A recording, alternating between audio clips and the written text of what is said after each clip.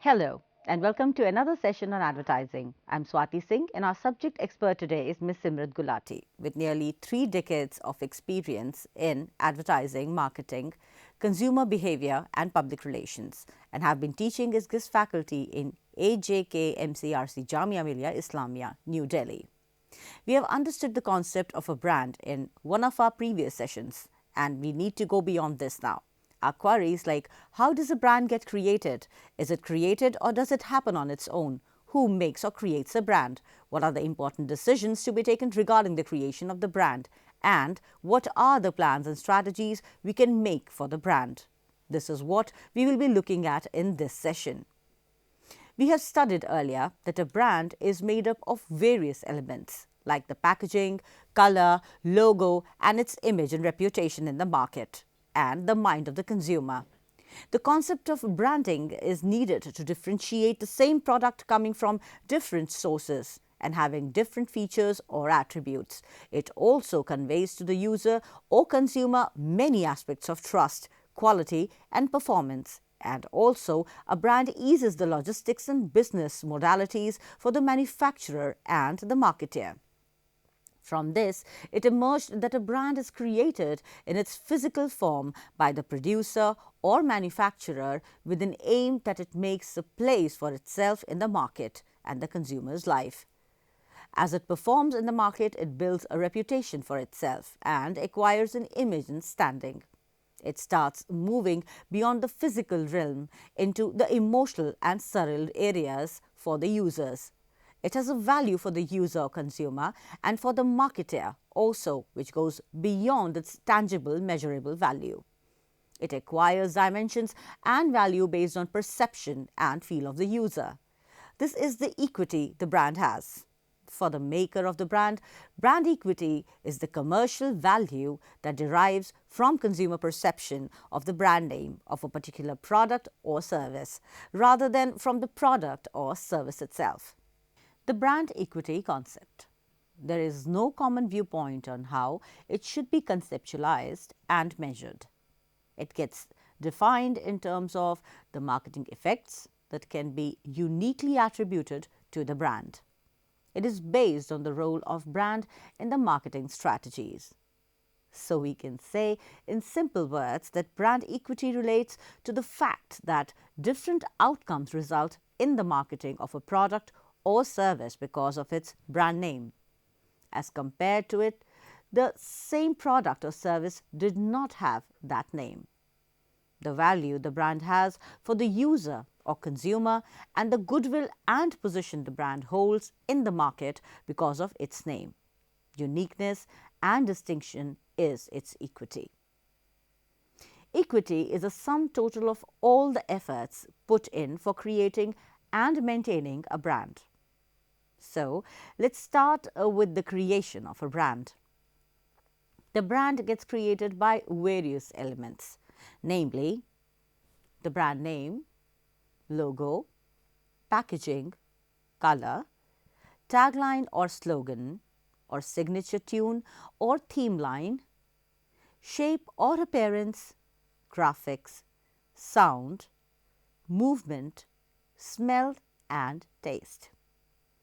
So, the selection of these brand elements and the entire decision-making process is of importance.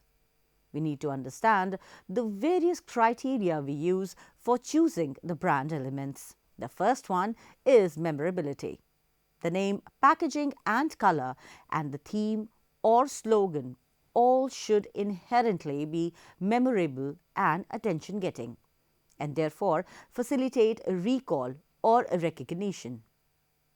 The purple royal color of the Cadbury or connecting people, and the two hands of Nokia or the tune Ting Ting Ting of Britannia. These are all attention catching and memorable, and we still recall the brand years after they have moved on or have changed themselves. This is the first criteria for selecting brand elements. Let's talk about meaningfulness. The name, appearance and theme selected should have relevance and meaning to the product category or nature of the product. It could also relate specifically to any particular attribute, function or benefit of the brand. So, we have close-up toothpaste for fresh breath. It conveys that your mouth will smell fresh, so you can get close to people with confidence. Surf detergent for whiteness of clothes, which comes from the whiteness of froth of seawater. Nature Fresh for cooking oil and atta, talks of being fresh and pure and natural. Amul for milk and milk products like cheese and butter, indicates how valuable or amulya the pure milk products are. Thus, the elements describe the product and its usage and features and have a meaning related to the brand. Now, let's talk about likability. The element should attract and appeal to the consumers and users. So, we come back to the looks and feel of the brand, the name and the graphics, and also the packaging. The name should be catchy and likable and, of course, relatable. Packaging should be attractive and innovative, and more importantly, it should be convenient. The description, as in the slogan or tagline, should also build association and should also be appealing. So we have catchy names like Bingo or Lay's or Pepsi. We have Ziploc packs of namkeen and refill packs of liquid soap, sanitizers, oil and other household consumables. The convenience of the set-top box of Tata Sky is well said in Isko Laga Dala to Life Chinga Lala or Surf Excel Daag Achhe Hain. These are the elements that create the likability and the preference for the brand. Also, these elements work in communicating about the brand. So, the effort of the market communication gets reduced or supplemented by the brand elements and actually help in building the brand. The three aspects are the proactive steps taken by the marketeers to build the brand and its equity. These are part of the offensive strategies of the brand. Alongside the marketeer and the manufacturer, take defensive steps to maintain brand equity. This would mean that the brand is looking at maintaining itself in the market and is looking at long-term prospects. Now let's talk about transferability. So we look at creating the brand elements that have the feature of transferability in the future. Select the name, packaging and other identities in a way that they can be used for newer introductions or widening the product range, or can be transferred from one variant to another. So Dettol, which was an antiseptic, now has a soap, a hand wash, a sanitizer with the same brand name and other elements. The entire image supports this extension of the product. Let's come to adaptability. This concerns the selection of elements in a way that they can be upgraded and modernized all the time. Whenever a change in look or feel of the brand is required, it should be possible. The brand needs to remain contemporary, so to do this should be possible. Also, brands go across geographical boundaries when they expand and grow. Again, the elements need to be selected keeping in mind that they would need to fit into all cultures and different kind of thoughts and values. So, the adaptability should be there. Name and colors should be acceptable everywhere, or you may need to change them to suit a particular culture.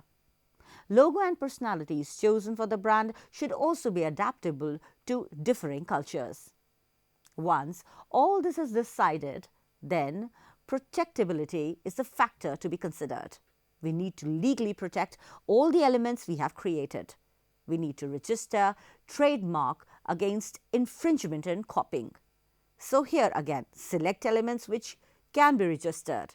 Certain names and concepts are not registrable as they are government property or some are already owned by others. So we need to be careful in choosing them and then protecting them for the future.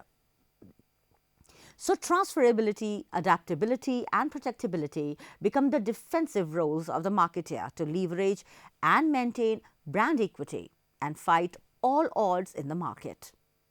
Now, along with creating the brand through its brand elements, an important aspect is the position we give to it in the minds of the consumer. There is a particular image that we want our brand to convey. We want our brand to hold a specific place or position in the mind of the consumer. For example, when we think of user-friendly and pocket-friendly mobile technology, the brand Nokia comes to our mind. If we are looking for the latest in technology and exclusivity, then we think of Apple.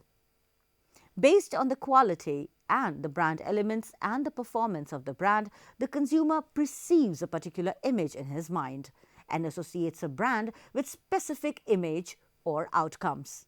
This is the position the brand occupies in the mind of the consumer. If we are looking for toothpaste for healthy teeth and gums and for dealing with dental problems, then the brand that comes to our mind are Colgate or Pepsodent. But if we are looking for something for dealing with bad breath or freshness in the mouth, then a gel like Close-Up or Max Fresh comes to our mind. So we have formed an impression in our mind for each brand and they serve or fulfill a particular function for us. We can say that they occupy a specific position in our mind or fill a particular space or fit into a slot in our brains. How did they reach this place, or how did we as a consumer form this impression about them? The marketers worked on their brand and brand strategy to make the brand reach this place in our mind. They positioned it in our mind, and all this was planned and pre-decided.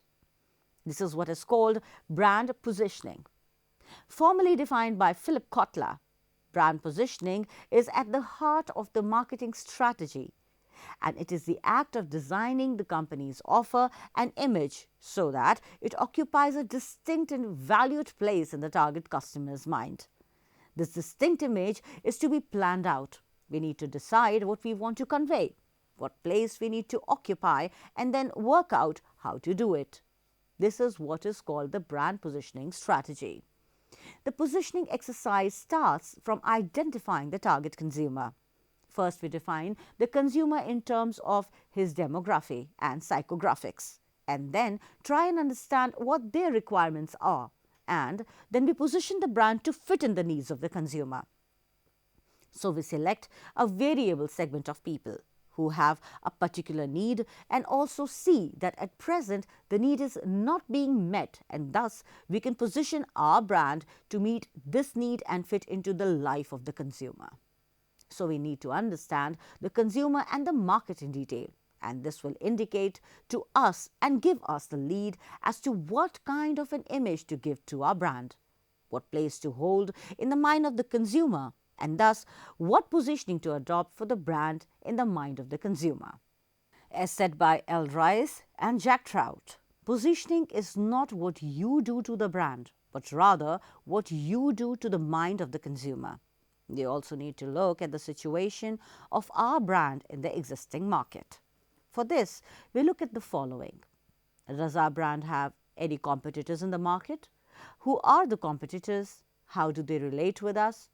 By this, we mean that what are the similarities between our brand and the competing brands? And what are the differences between our brand and the competitors? So we look at points of parity and points of difference between us and the competitors. These similarity and differences could be physical and tangible, or could be in terms of perception, association, and impression about the brand. These also would tell us the strong and the weak points of our brand vis-a-vis the competition. Once this framework is worked out, now we can think about what to do with our brand. Now we can think of what kind of a position to create and promote in the consumer's mind. What is the overall image we want the consumer to perceive? We could work on the point of parity and convince the consumer that I also give you what the others are giving you. I am very similar to them, so I should be a part of your choices. So brands that compare themselves with their competitors feature to feature or attribute to attribute, like brands of cars or electronic items, are working on the concept of POP, or points of parity concept. Or I could say that I am different from all the others and I stand out in this crowd. I occupy a special place in your life. So we have a cola drink, which is meant to be enjoyed with the family during festivals and occasions. The other one talks of youth and the young generation and their thoughts. So it's targeting that particular segment. The third one talks of macho-ness and daring and targets the fearless set of people. All are cola drinks, but each positions itself differently. They are working on the PODs, or points of difference.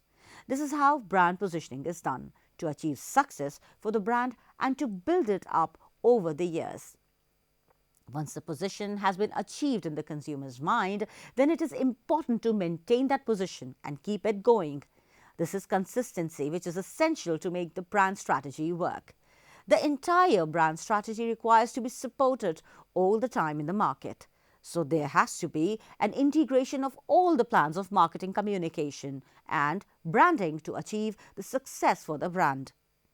Along with selecting the brand elements and the positioning platform, another set of decisions to be taken for the brand is to do with communication about the brand. What is to be communicated? What is present situation of the brand? Where does the brand want to reach?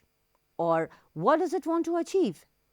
Through its marketing plans and or through its communication efforts. For understanding this, we need to get familiar with some everyday concepts that we use in our plans for the brands. Listing, defining and discussing them will give us a fair idea of how to plan for the brand. Brand identity. It is the sum of all the elements that make up the brand, like the logo, color, and all which we have discussed already. Brand awareness. It's about how familiar your target audience is with your brand and how well they recognize it. Brands with high brand awareness are considered as popular brands. Creating and maintaining brand awareness is valuable when marketing and promoting your company and products. Brand recall is to do with remembering the name of your brand or recalling your brand name when the product or service is mentioned. If your brand name comes instantly to the consumer, that indicates a high recall value of your brand and also its popularity. Thus, if we mention bathing soap and the consumer recalls the name of your brand, or we mention cooking oil or any other product category, the name that gets recalled instantly is the one having a high brand recall. Yes, brand recall is important as it is the first step to selecting, preferring and purchasing the brand. Brand loyalty.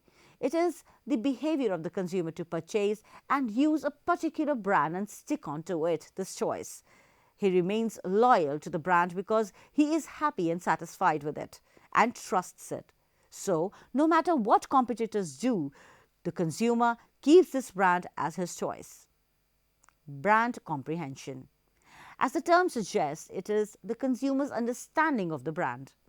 Based on the features and benefit, the consumer is able to see where the brand fits or does not fit into his life. Brand attitude.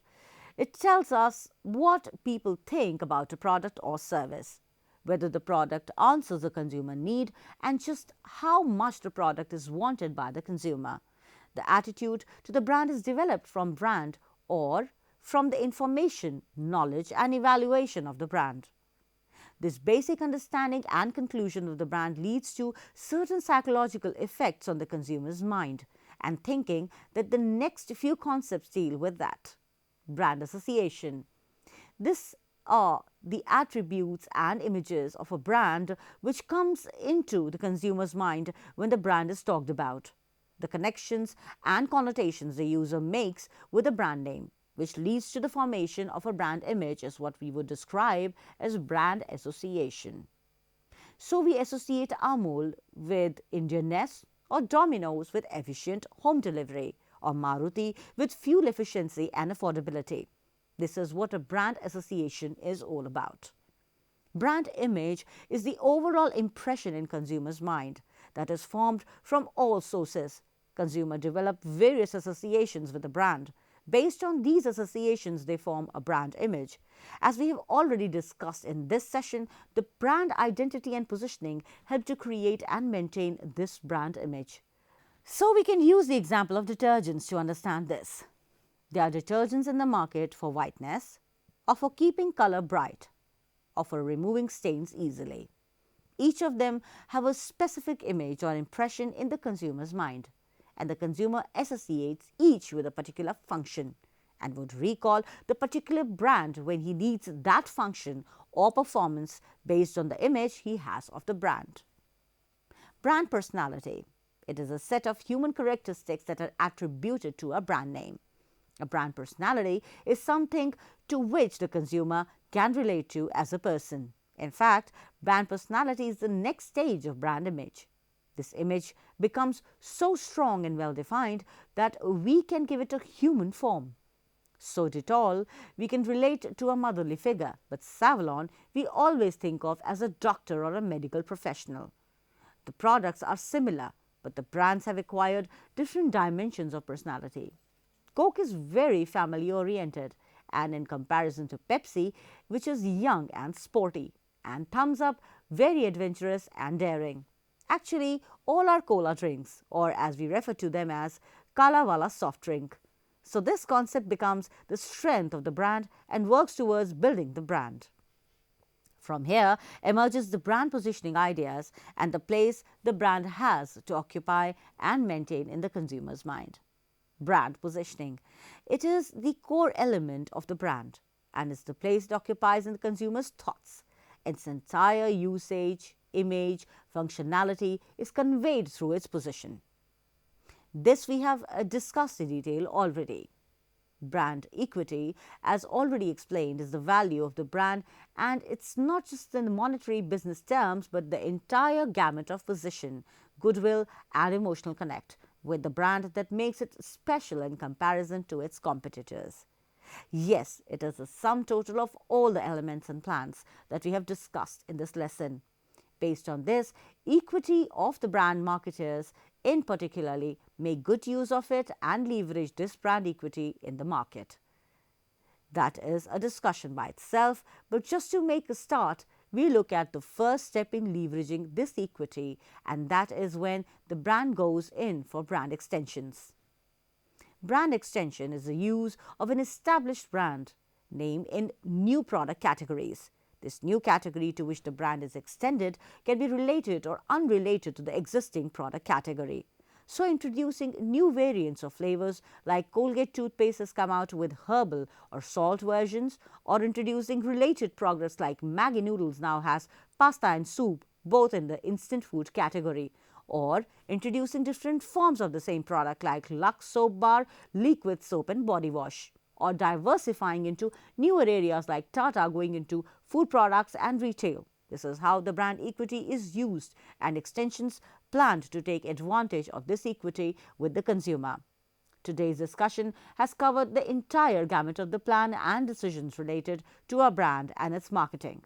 From this, it will be now quite clear as to what all we need to look into for making and sustaining a brand. More areas will be covered in the forthcoming lectures. Looking forward to meet you again and continuing our understanding of brands. Thank you all and best of luck to all of you.